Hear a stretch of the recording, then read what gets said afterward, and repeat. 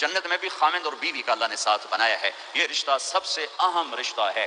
اس رشتے کو باقی رکھنے کے لیے اللہ تعالیٰ نے سینکڑوں آیات اتاری اور اس میں دخل اندازی کے لیے کوئی راستہ نہیں چھوڑا. اولاد کو بھی نہیں چھوڑا کہ خامند اور بیوی کے رشتے کو. بعض بیویاں ایسی نادان ہوتی ہیں کہ اولاد کی محبت میں خامند کو ڈیگریڈ کرتی ہیں. بعض خامد ایسے نادان ہوتے ہیں اپنے ماں باپ کے احترام میں بیوی کو ذلیل کرتے ہیں. اپنے بہن بھائیوں کی سن کر اپنی بیوی کو مارتے پیٹتے ذلیل کرتے ہیں. یہ ہر گھر کی کہانی ہے. ان دونوں سے میرے اللہ نے روکا ہے. خامند اپنی بیوی کو سب سے زیادہ عزت دے, بیوی اپنے خامند کو سب سے زیادہ عزت دے.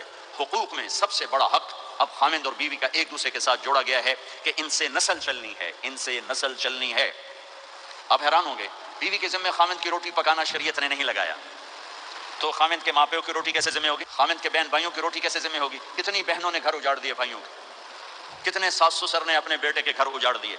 یہ چاروں طرف پھیلی ہوئی کہانیاں بتا رہا ہوں, کوئی خواب نہیں سنا رہا ہوں, کوئی باہر کی زندگی نہیں.